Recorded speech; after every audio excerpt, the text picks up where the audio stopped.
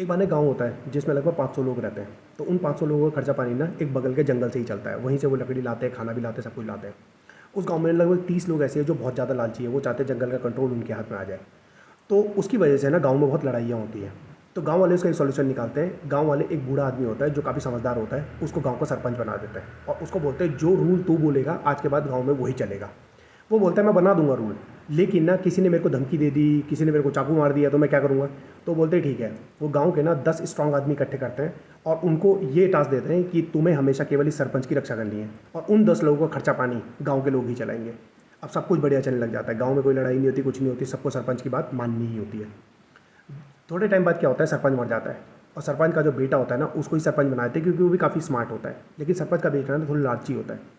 अब वो क्या करता है, वो गांव के जो 30 लोग थे ना, जो अमीर लोग थे, उनके साथ मिलके काम करने लग जाता है। और समय के साथ देखते ही देखते क्या होता है कि गांव का जो वो जंगल था जिससे सब कुछ चल रहा था, उसका 60% कंट्रोल जो है वो इन 31 लोगों के हाथ में आ जाता है। एक सरपंच का लड़का और 30 वो अमीर लोग। अब बाकी बचे 40% रिसोर्स। तो जो बाकी लोग हैं ना गांव के 450 लोग, वो उस 40% लोग में रिसोर्सेज में जी रहे हैं। तो ये क्या करते हैं, आपस में लड़ाइयाँ ज़्यादा स्टार्ट होने लग जाती है। लेकिन सरपंच के बेटे को इससे कोई लेना देना नहीं है। वो बोलता है मैं कर दूंगा पर करता कुछ नहीं है। ठीक है। अब हमें ऐसा लगता है इस कहानी में, अगर हम रियलिटी में अपने उसमें देखते हैं तो हमें ऐसा लगता है ये जो 450 लोग हैं ना, इन्हीं को ही कोई समझ नहीं है। अगर इनको समझ होती तो लड़ते थोड़ी। ठीक है। ये हमारी रियलिटी चल रही है।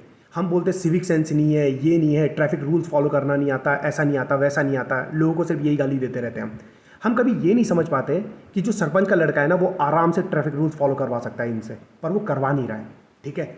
वो चाहता है हर जगह में एक लॉ एंड ऑर्डर सिचुएशन बना के रखे, पर वो बना नहीं रहा है। क्योंकि सरपंच का जो बाप था, जो सरपंच था पहले, उसने पहले लॉ एंड ऑर्डर बिल्कुल प्रॉपर्ली मेंटेन किया था और वही उसका बेटा भी कर सकता है, लेकिन वो लालची है तो वो नहीं कर रहा है। और हमें कभी कभी लगता है ये जो 30 लोग हैं ना, ये हरामी है, अगर ये सही हो जाए तो मतलब सब कुछ सही हो जाएगा। देखो, किसी भी अच्छी सोसाइटी में 10% लोग हमेशा हरामी रहेंगे, किसी भी हरामी सोसाइटी में 10% लोग हमेशा अच्छे रहेंगे। ठीक है। आपको ये लोग हमेशा मिलेंगे, तो आप इनको कंट्रोल नहीं कर सकते।